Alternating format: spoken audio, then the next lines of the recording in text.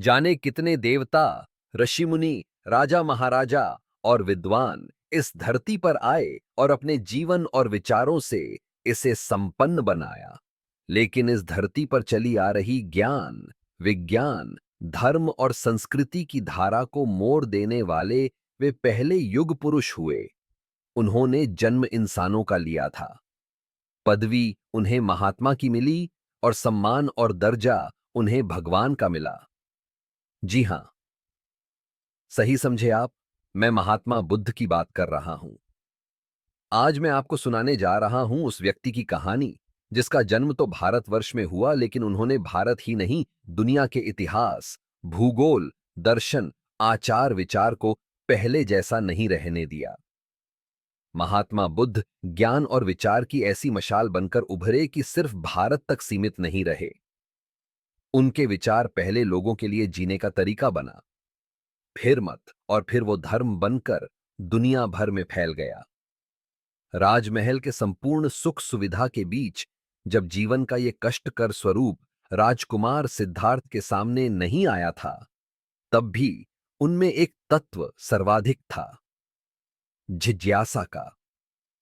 जिज्ञासा सवाल में बदलती है, सवाल तर्क में परिणत होता है, तर्क अपनी कसौटी पर विश्वास को छानता है और उसमें अंधविश्वास को अलग कर देता है। ठीक यही पर बालक सिद्धार्थ के बुद्ध बनने का बीज पर चुका था। एक आगामी क्रांति की मौन शुरुआत हो चुकी थी।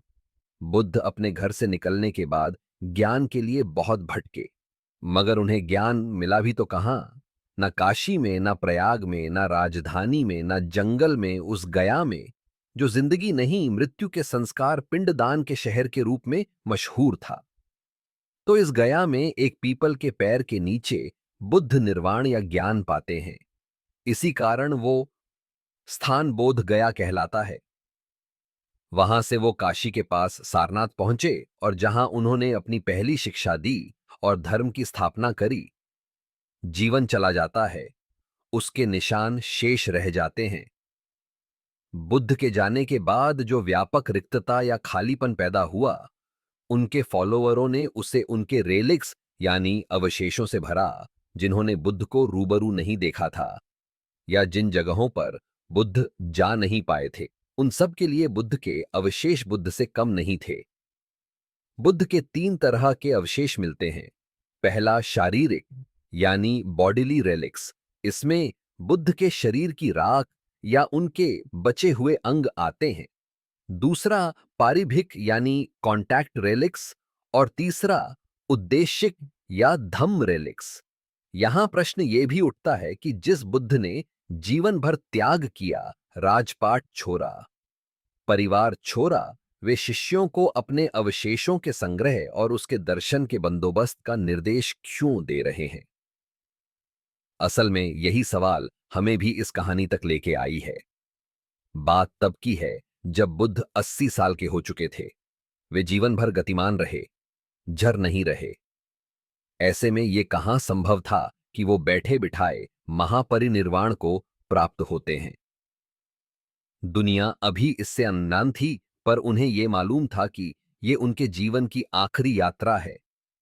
बुद्ध की जीवन यात्रा का फलक गंगा की मध्य और निचली घाटी के इलाकों से होते हुए मिथिला और नेपाल की तराई तक फैला हुआ था।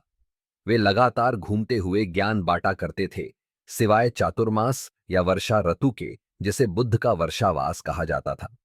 वैशाली की बाहरी सीमा पर बसे बेलवा गांव का वर्षावास बुद्ध की अंतिम यात्रा का प्रस्थान बिंदु साबित होता है। यात्रा अब तक निष्कंटक चल रही है, पर काल को आगामी आहट का आभास भी तो देना था। बुद्ध बीमार पड़ गए। उनके शिष्यों ने काल की इस कुंडी की ध्वनि नहीं सुनी। बुद्ध मुस्कुराए, अपनी संकल्प शक्ति से अपने को स्वस्थ किया और अगले पर्व चपाल चैत्य पहुंच गए।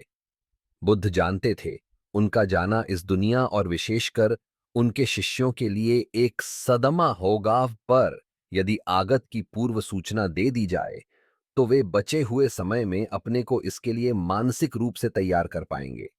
बुद्ध समझ गए थे कि महापरिनिर्वाण की घोषणा का सही समय आ गया था। उन्होंने अपने अभिन्न शिष्य आनंद को याद किया। आनंद बुद्ध के साथ 2.5 दशक से है। वे बुद्ध के इतने निकट हैं कि अक्सर उनकी बात कहने से पहले समझ जाते हैं। तो बुद्ध ने आनंद को बुलाया। बुद्ध उनसे कहते हैं, तुम बोलो तो मैं इस धरती पर तब तक रह सकता हूं जब तक ये धरती रहेगी। बुद्ध की बात बोलने से पहले समझ जाने वाला आनंद आज बोलने के बाद भी नहीं समझ पा रहे थे।